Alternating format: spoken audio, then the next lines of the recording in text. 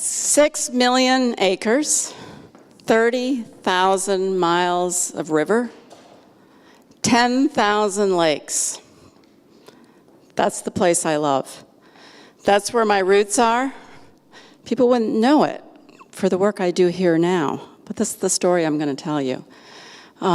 This place, 5 generations back, my great-great-grandmother and French voyageur great-grandfather, crossed the St. Lawrence and discovered this place that was called for bark eaters because no one lived there during the winter. It was quite rough. If you think Pittsburgh's rough now, you should be there in the winter, 40 below zero, and that's just on the thermometer. That's where I grew up. That's where I would wander into the forests fearlessly in my backyard.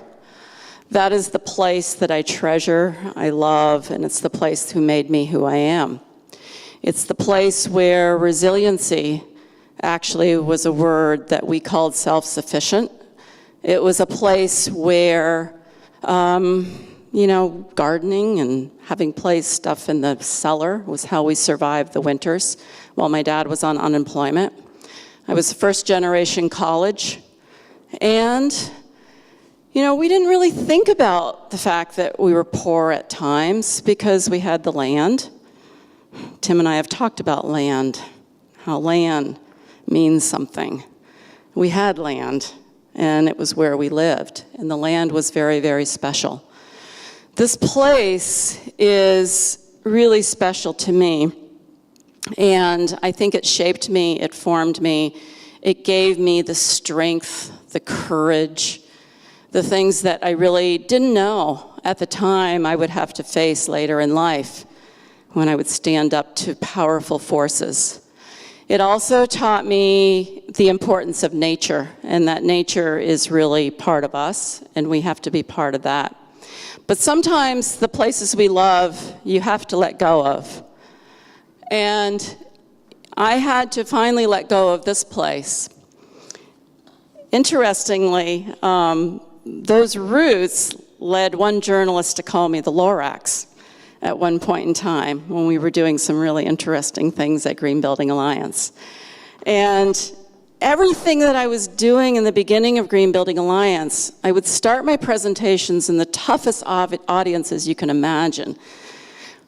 Or I would end with that slide, my daughters.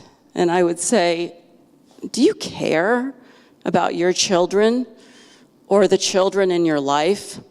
Then you need to hear what I have to say. And it was about reaching deep inside of people into their roots, into the things that they care about and the places they love, and saying, we have to find that in common. And we usually did. And so this notion of the Lorax and letting go and finding out what your roots are and finding out what you really love and finding that connection with others is a lot of what I think helped allow me to be successful in Pittsburgh. This country girl coming into the city, I'd walk in the woods without even thinking about it, but walking down the street in Pittsburgh when I first moved here, whoa, that was scary, because it just was foreign to me, it was different, but I drew from that courage of my roots and figured out how to do that. And so this notion of really being rooted somewhere, really understanding who you are, what made you special, what your values were, carrying those forward, but then letting go and gaining perspective. Without perspective, you really, then you're just this myopic. You can't really understand where other points of view are coming from. You can't understand when you walk into Gary Salson's office at PNC and say, okay, yeah, you've got security problems, great. I need to understand that. I need to understand how I can meet you halfway and bring that perspective. So this notion of finding how your values can translate to other people's values and how your roots translate to what someone else cares about, and then sticking with it. Tenacity, that's my last word. Because this notion that to be stubborn, that doesn't get you anywhere, right? You have to really understand what you're believing in. You have to also understand everyone else's beliefs and why they care, and you have to figure out how to connect those.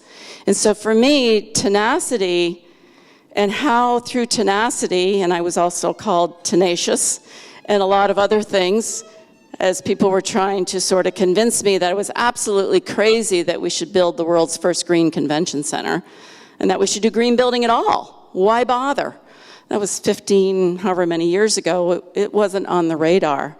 But it took tenacity. Tenacity won't win unless you stick with your values, you understand your roots, you understand what you really care about, and you take the time to get perspective.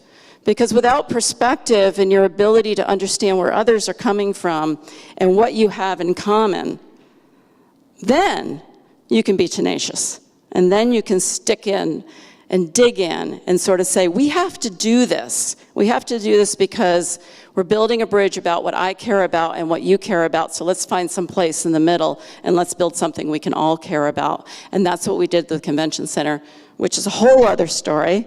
And green building is a whole other story. And so I am so proud of the story of green building and the fact that it actually started with someone who cared a whole lot. And unless we care a lot about these things, and unless we draw back upon our roots and what we care about in the future, and unless we do all of those things, there will be no future. So thank you all, and let's have lots more stories to tell.